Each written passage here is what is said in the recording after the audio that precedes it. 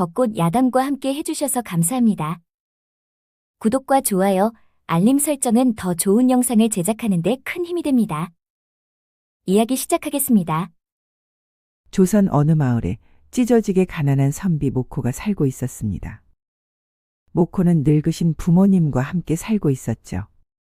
매일 끼니를 걱정을 하며 살았지만 아버지는 양반이라는 이유만으로 일을 하지 않고 방에서 서책만 봤답니다. 그렇다 보니 어머니가 삭바느질하며 번 돈으로 겨우 끼니를 해결하며 살았죠. 모코는 고생하시는 어머니를 볼 때면 마음이 무너졌습니다. 하여 모코는 과거 시험을 준비한다고 방에서 서책을 읽는 것이 사치로 느껴졌답니다. 아버지, 과거 시험을 몇 해 미뤘으면 좋겠습니다. 말도 안 되는 소리 말거라. 장원급제를 하여 집안을 일으킬 생각만 해도 부족한데 어찌 엉뚱한 생각을 하는 것이냐? 아버지는 더 이상 모코의 말을 듣고 싶지 않은지 밖으로 나가 버렸답니다. 모코는 머리를 감싸고 한숨을 쉬었습니다. 사실 모코는 과거 급제하는 것이 자신이 없었죠. 고생하시는 어머니를 생각하면 과거 급제를 하여 벼슬에 올라 어머니의 고생을 보상해드리고 싶었답니다. 허나 고생하시는 어머니를 보고도 무심한 아버지와 방에서 서책을 보는 것이 숨막혀 왔습니다. 그렇다 보니 글이 제대로 머릿속에 들어올 리가 없었죠.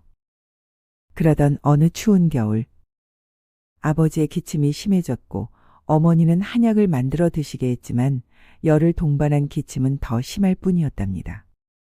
며칠 후 아버지는 결국은 밤새 고열로 돌아가시고 말았습니다. 그렇게 장례식을 마친 모코는 어머니 앞에 무릎을 꿇고 말했죠. 어머니, 과거 시험은 제 길이 아닙니다. 저는 직관이 되고 싶습니다. 어머니는 아들을 바라보고는 조용히 말했답니다. 내 뜻이 그렇다면 직관이 되어보거라. 어머니, 화를 내시지 않으시나요? 내가 이렇게 얘기하기까지 얼마나 고심 끝에 말을 했겠느냐? 뭐든 하고자 하는 마음이 있어야 해낼 수 있는 것이다. 모코는 현명하신 어머니의 말씀에 감동이었답니다. 어머니, 훌륭한 직관이 되어 돌아오겠습니다. 하여 모코는 전국을 돌며 직관이 되기 위해 열심히 공부를 했죠. 그렇게 10년이라는 세월이 흘러 모코는 마침내 풍수에 눈을 뜬 직관이 되어 고향으로 돌아왔답니다. 고향으로 돌아온 모코는 제일 먼저 명당 맷자리를 찾았습니다. 역시 아직 남아 있었구나. 여기야말로 명당 자리이지. 모코는 아버지의 묘자리가 항상 마음에 걸렸죠. 해가 일찍 떨어지고 그늘진 자리는 싸늘하기만 했으니까요. 고향에 오면 제일 먼저 아버지 묘를 이장하기로 마음먹었답니다. 그래야 집안이 편안할 수 있기 때문이었습니다. 집마당에 들어선 모코는 아들이 온 것을 알리고 싶었죠. 어머니, 저 모코가 돌아왔습니다. 어머니는 방에서 우렁찬 아들의 목소리를 들으니 기쁠 수가 없었답니다. 우리 아들이 돌아왔구나. 모코는 방문을 열고 나오시는 어머니를 보고 걸음을 멈추었죠. 어머니, 몸이 많이 여유였습니다. 그리 보이더냐? 허나 걱정하지 말거라. 아주 건강하니. 모코는 알 수 있었죠. 어머니께서 아들이 걱정할까봐 말씀하시는 것을요. 모코는 마음이 급해졌습니다. 어머니, 잠시 나갔다 오겠습니다. 오랜만에 집에 돌아왔는데 좀 쉬거라. 어머니, 만난 고기 사가지고 올 것입니다. 방에서 쉬고 계세요. 모코는 부지런히 걸어 그 고을에서 갑부인 김영감 댁으로 갔습니다. 이 저녁엔 뉘시오? 저는 직관입니다. 이 댁의 아드님을 과거급제할 수 있는 방법을 알려드리고자 합니다. 아니, 어찌하셨소? 우리 도련님이 6년째 낙방하는 것을. 아이고, 어서 들어오시오. 영감님, 귀한 손님이 왔구먼요. 뉘신데 그리 호들갑이더냐? 지간인디유, 글쎄 도련님이 과거급제할 수 있는 방법을 알고 있다는구먼요. 무엇이? 김영감은 버선말로 마당으로 뛰어내려왔습니다. 어서 안으로 드시지요. 김영감과 모코는 나란히 마주 앉았답니다. 방법이 무엇입니까? 모코는 영감을 바라볼 뿐 그 어떤 말도 하지 않았습니다. 영감은 모코의 눈치를 보다 무릎을 치며 말했죠.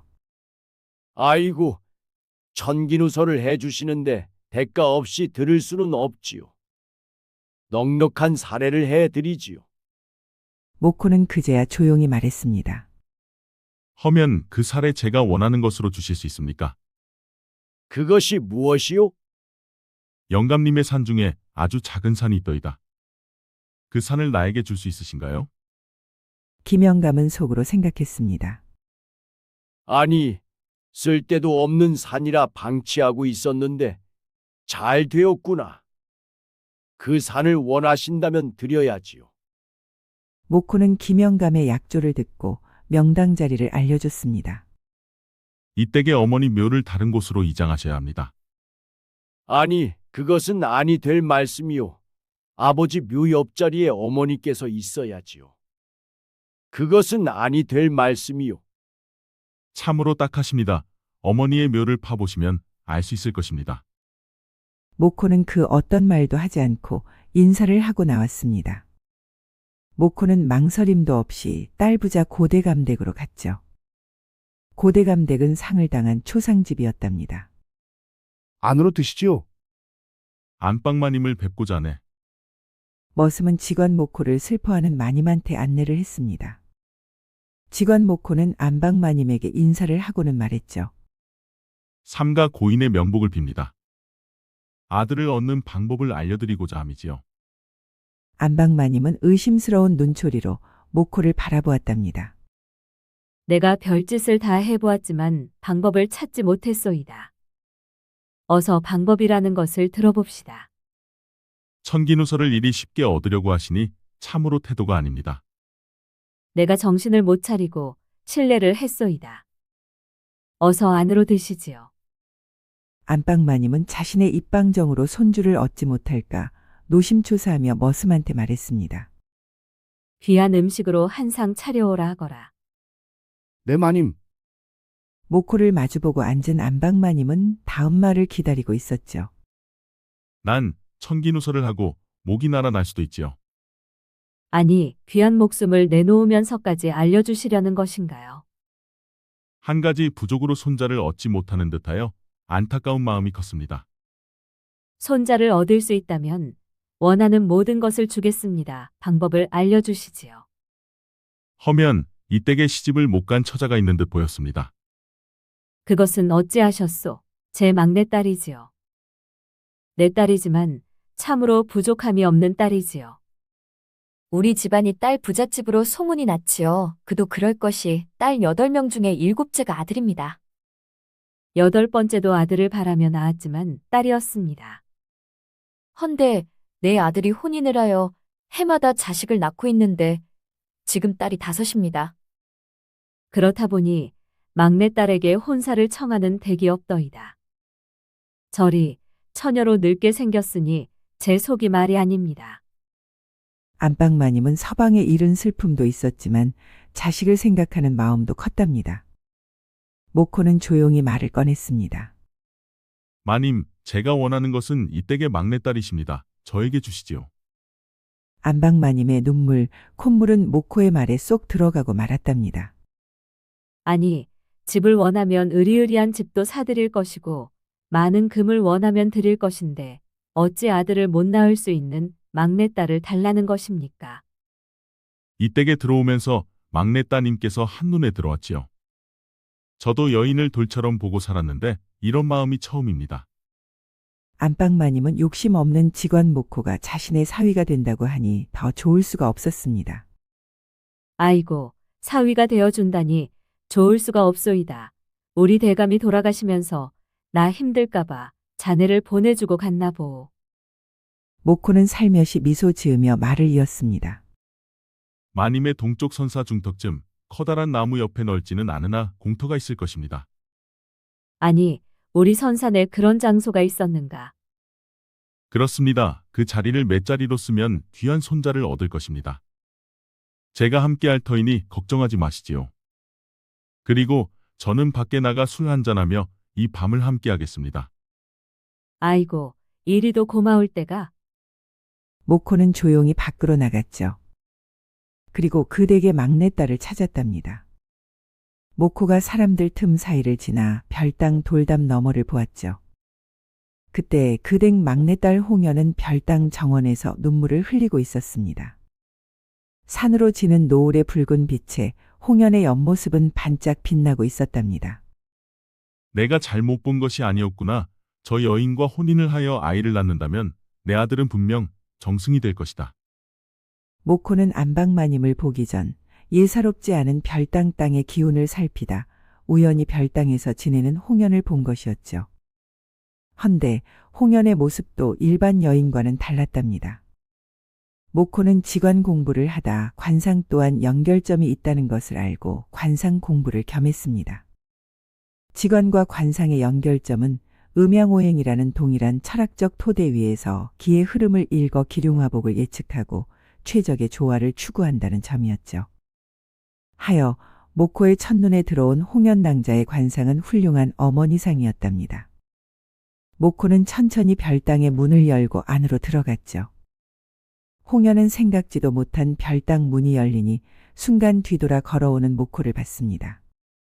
여인 혼자 지내는 곳입니다. 어찌 이리 함부로 들어오는 것입니까? 미안하오. 내가 생각이 짧았습니다. 허나 제 부인이 될 낭자를 보고 그냥 지나칠 수가 없었지요. 홍연은 그 어떤 말도 할 수가 없었답니다. 자신의 눈앞에 서 있는 사내는 항상 마음속에 그리던 사내였으니까요. 전 그 어떤 이야기도 전해 들은 것이 없습니다. 좀 전에 마님을 뵙고 말씀을 드렸지요. 따님과 혼인하겠다고요. 홍연은 의문이 생겼답니다. 이해가 되지 않습니다. 저희 집은 딸 부잣집으로 소문이 나 그 어느 댁도 두려워 저와의 혼인을 꺼려 했습니다. 두렵지 않으신가요? 모르는 사람만이 두려워합니다. 허나 저는 낭자와 혼인을 하면 우리의 아들은 훌륭한 사람이 될 것입니다. 아니, 오늘 처음 본 사이인데 참으로 민망한 소리를 하시네요. 미안하오. 제가 두렵지 않다는 것을 알려드리고자 했을 뿐이요. 조만간 찾아오리다.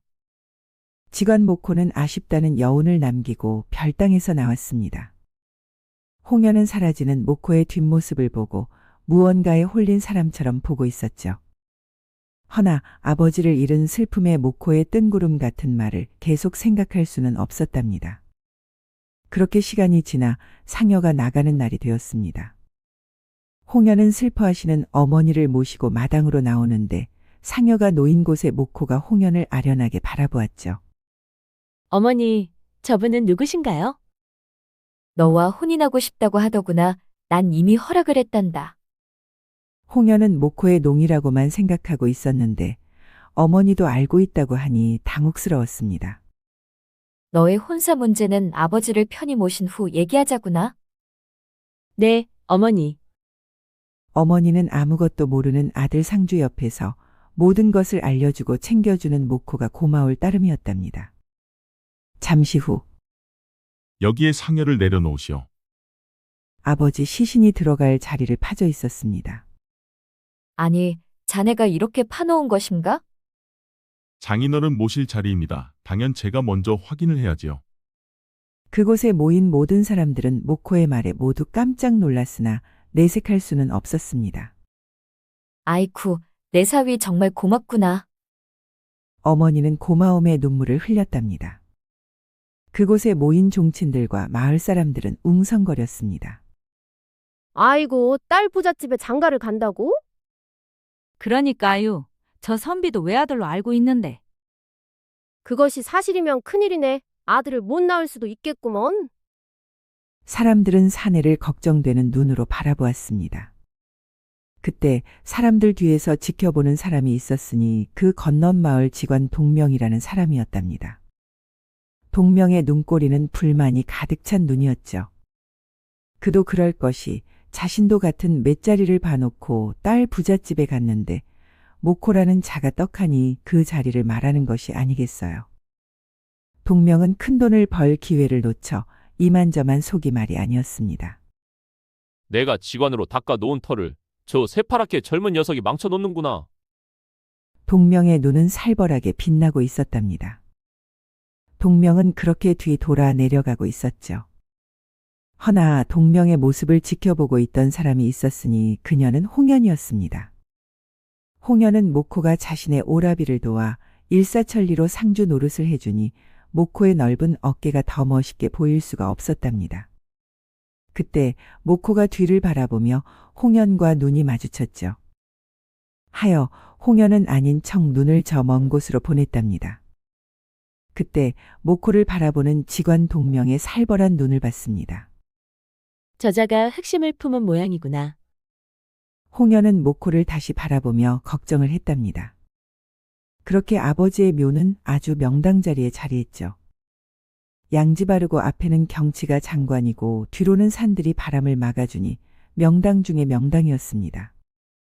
한편 산을 내려가던 동명은 생각하면 생각할수록 화가 났던지 나뭇가지를 내던지며 소리쳤답니다.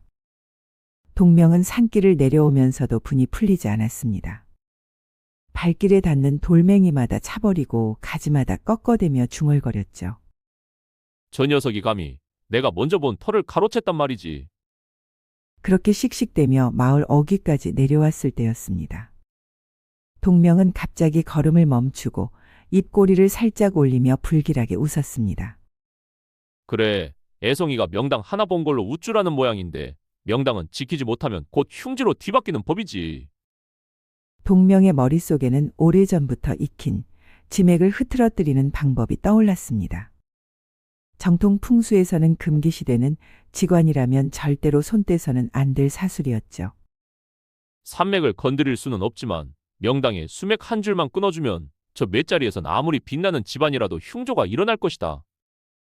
동명은 사람들이 산을 내려가기만을 기다렸다가 몰래 산소로 갔습니다.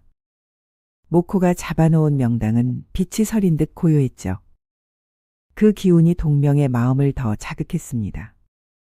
동명은 품에서 짧은 쇠말뚝을 꺼냈습니다.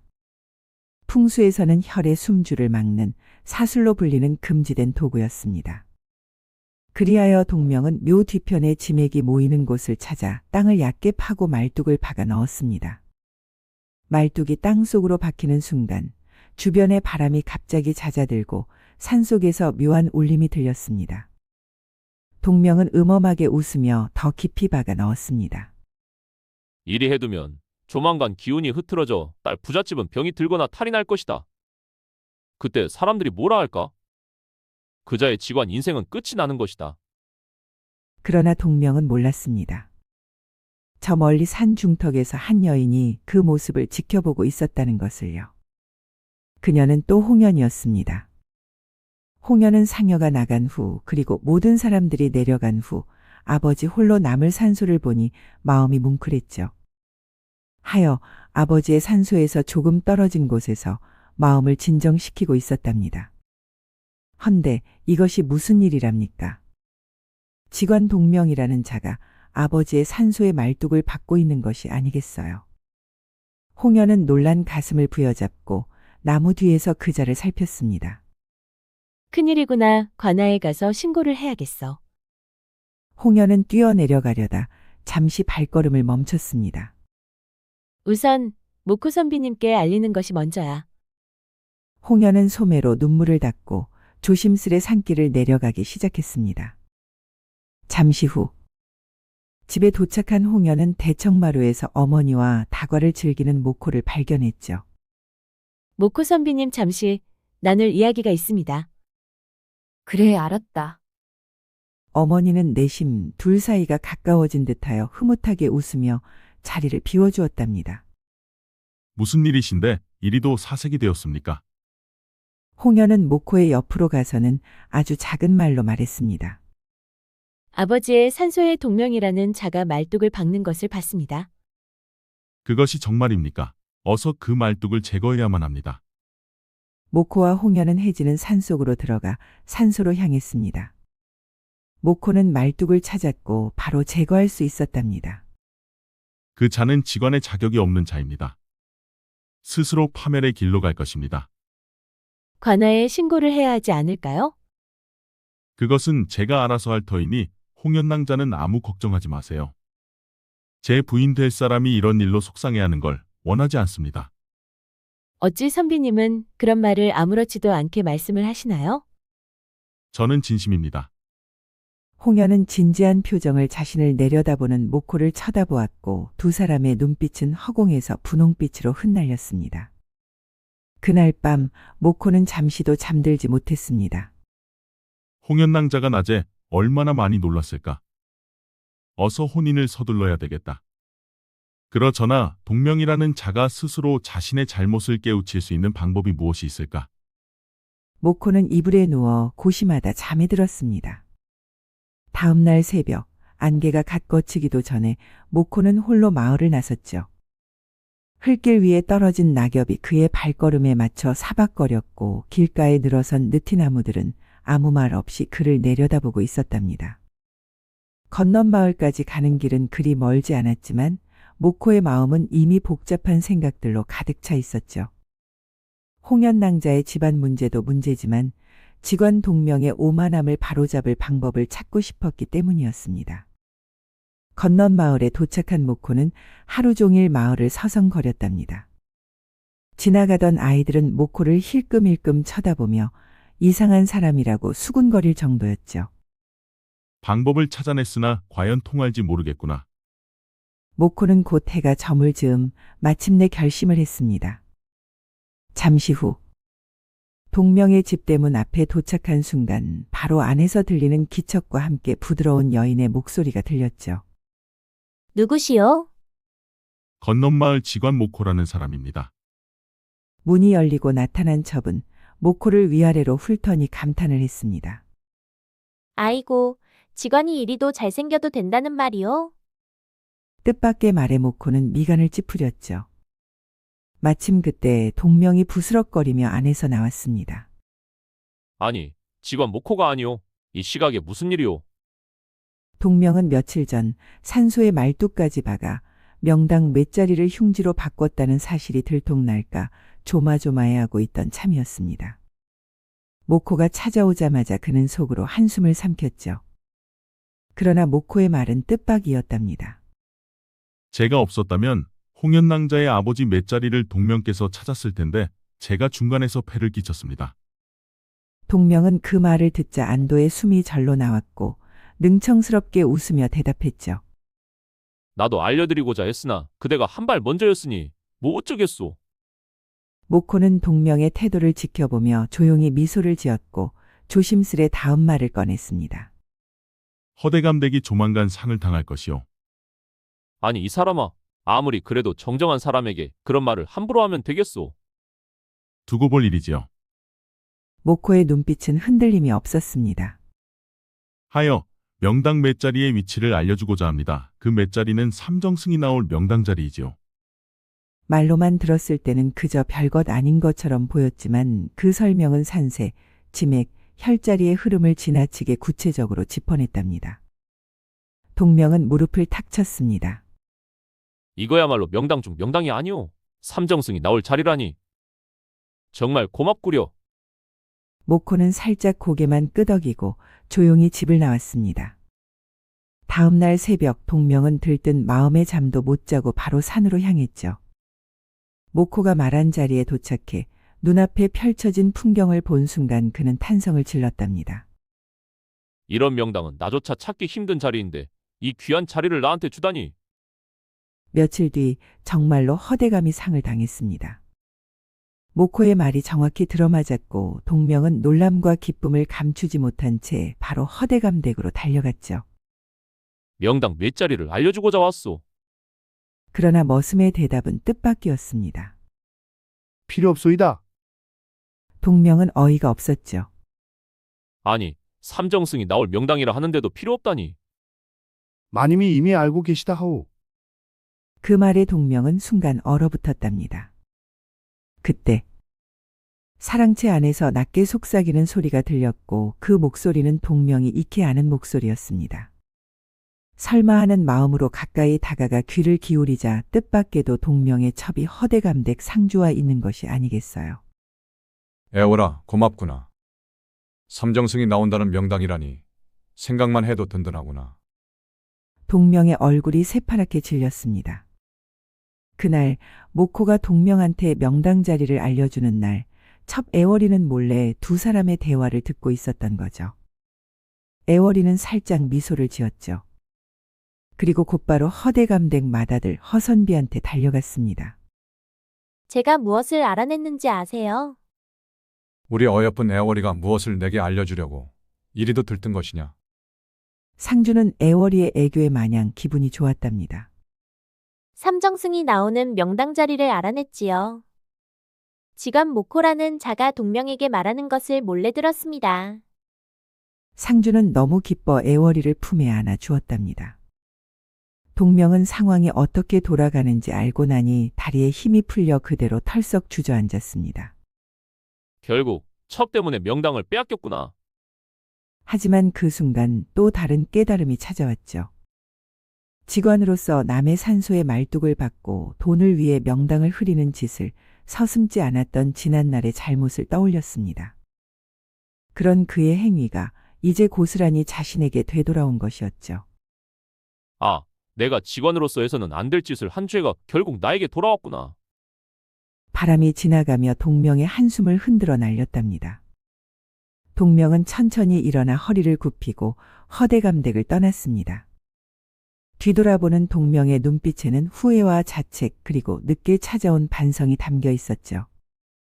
며칠 후 모코의 귀에 동명이 그 마을을 떠났다는 소리가 들렸답니다. 결국 그리 되었구나. 사람의 발걸음은 땅이 기억하고 사람의 마음은 하늘이 기억하는 법이니. 모코는 삶의 이치를 생각하며 홍연의 집으로 갔습니다. 홍연은 별당 툇마루에 앉아 무언가를 생각하고 있었죠. 아씨, 지금 이러고 계실 일이 아니구먼요. 넌 아침부터 호들갑이더냐? 아이고, 지금 안방에 직원 모코 선비님이 오셨구먼요. 홍연은 여종의 말에 얼굴빛이 발그스레 변했습니다.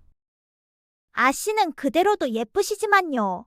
좀 더 얼굴에 찍어 바르고 가시면 좋겠어요. 별소리를 다 하는구나. 여종은 서둘러 홍연의 등을 밀며 방으로 들어갔죠. 그리고 화장품을 꺼내 최대한 화장을 한 듯 안 한 듯 치장을 시켰습니다. 웜에, 원래 아씨 얼굴이 곱기는 하셨지만 지금 참말로 아름답구먼요. 홍연은 모코가 있는 안방으로 갔죠.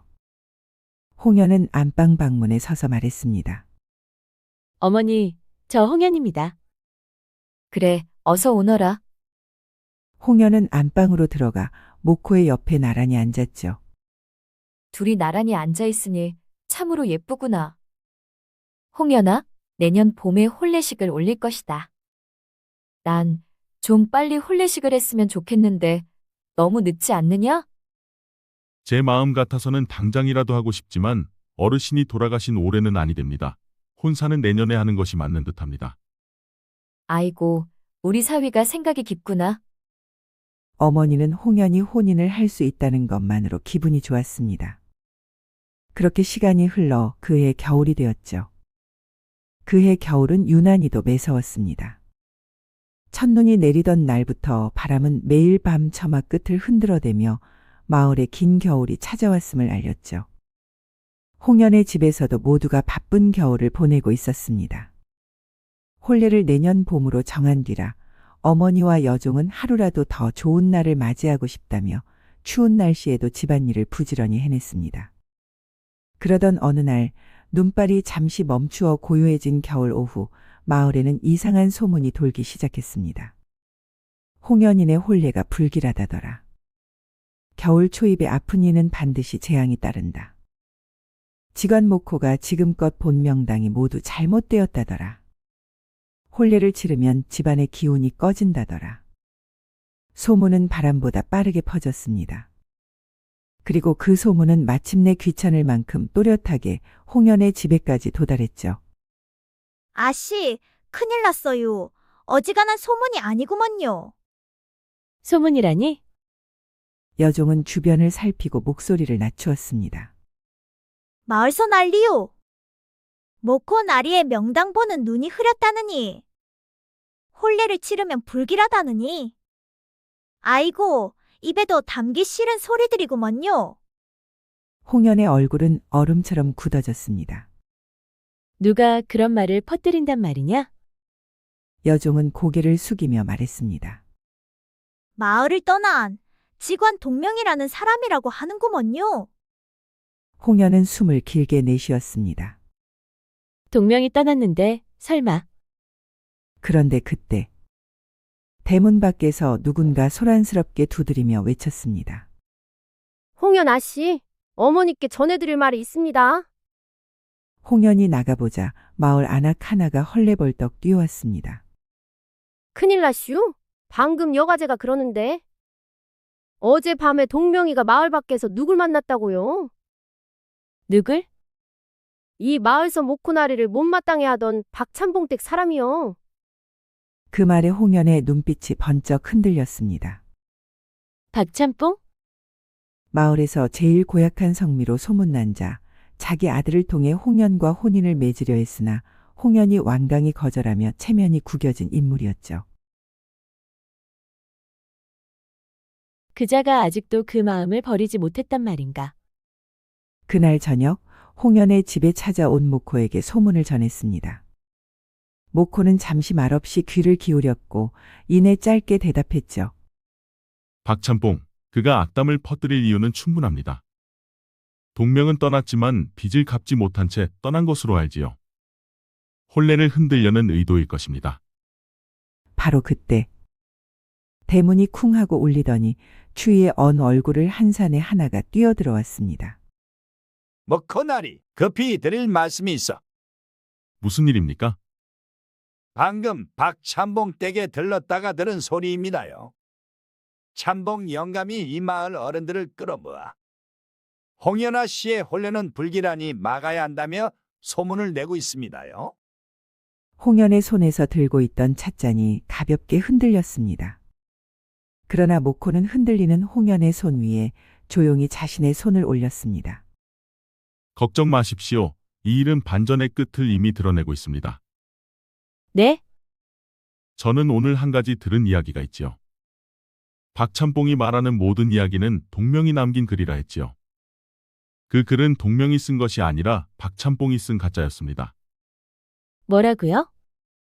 동명이 남긴 낡은 책이 찬봉 집에 맡겨져 있었는데 거기에 험담을 보태 종이에 덧씌운 것이라더군요. 그걸 증거로 내일 회의에서 우리 혼례를 막으려는 것이지요. 모코는 편지를 가만히 접으며 말했습니다. 하지만 이 반전에는 이어진 길이 있습니다.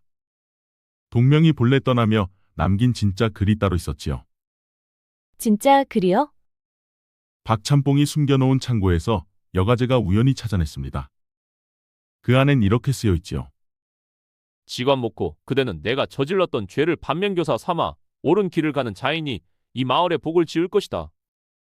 홍연은 숨을 멈춘 듯한 얼굴로 모코를 바라보았습니다.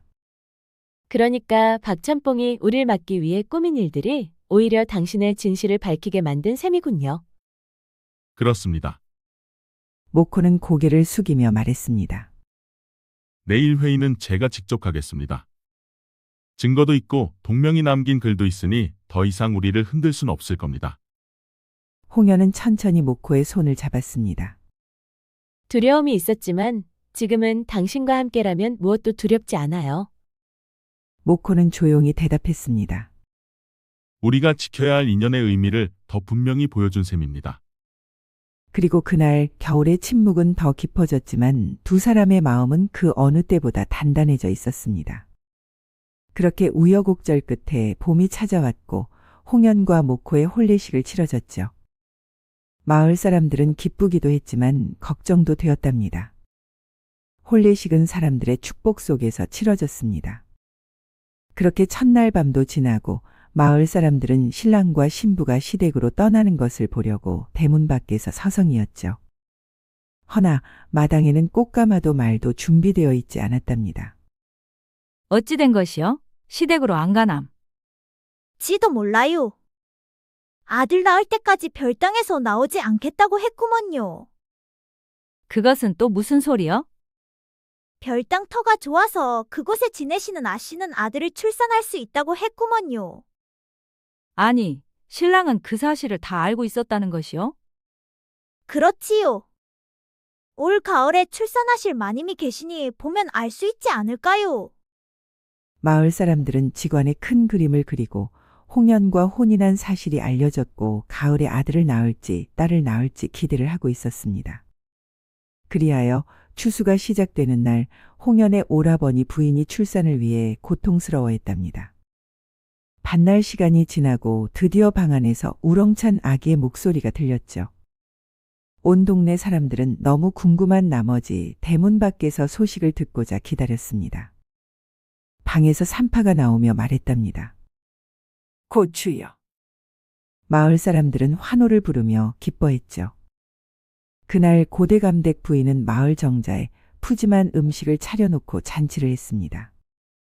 이보시오, 동네 사람들 우리 집은 이제 딸 부잣집이 아니오. 어머니는 아들 손주를 얻어 그렇게 기쁠 수가 없었답니다. 그리고 다음 해봄, 홍연의 진통이 시작되었고 마을 사람들도 홍연이 아들을 낳을지 궁금하여 또 모여들었습니다. 잠시 후 산파가 방문을 열고 큰 소리쳤습니다. 또 고추여. 마을 사람들은 그 이후로 모코를 졸졸 쫓아다니며 아들을 낳게 해달라 애원했죠. 하여 모코는 하루가 멀다 하고 마을 사람들에게 둘러싸여 이 집은 언제 아들을 보느냐. 저 집은 어느 터가 좋으냐 그야말로 눈코 뜰 새 없이 바쁜 나날을 보내게 되었죠. 홍연은 무사히 산후조리를 마쳤고 아이를 품에 안고 살며시 웃었습니다. 아기의 작은 손이 홍연의 손가락을 꼭 쥐자 그 단단함에서 삶의 새로운 힘이 전해지는 듯했죠. 모코는 작은 울음을 터뜨리는 아기 옆에 다가와 말했습니다. 이 아이도 하늘이 보내준 소중한 인연이요. 홍연은 고개를 끄덕이며 말했습니다. 그렇습니다. 아들도 딸도 누구든 우리에게 오는 것만으로 복이지요. 모코는 미소를 지으며 아내의 손을 감싸 쥐었습니다. 마치 지난 모든 우여곡절이 이 순간을 위한 길이었음을 알려주기라도 하는 듯했죠. 그날 이후로 마을에는 묘한 변화가 찾아왔습니다. 사람들은 서로에게 조금 더 온화해졌고 아이 울음소리가 자주 들려 축복이 끊이지 않았죠. 다음 해봄, 홍연과 모코 마을 뒤 작은 언덕으로 산책을 나갔습니다. 산비탈엔 버들피리가 늘어지고 새들은 겨울을 견딘 기쁨을 노래하듯 지저귀고 있었죠. 이렇게 평온한 날이 또 있을까요? 모코는 고개를 천천히 저으며 대답했습니다. 앞으로도 많을 것이요. 우리 마음이 평온하면 곳곳이 다 명당이니까요. 모코는 부인 홍연을 바라보며 사랑스러운 미소를 지었고 홍연은 서방의 미소에 행복한 나날을 그리며 행복하게 살았다는 벚꽃차담 이야기 이었습니다. 벚꽃 야담과 함께 해주셔서 감사합니다. 여러분의 구독과 좋아요, 알림 설정은 더 좋은 이야기를 만들 수 있는 큰 힘이 됩니다. 이 영상을 보시는 모든 분들이 벚꽃 야담과 좋은 인연을 맺어 항상 행복이 가득하셨으면 좋겠습니다. 오늘도 행복한 하루 보내세요.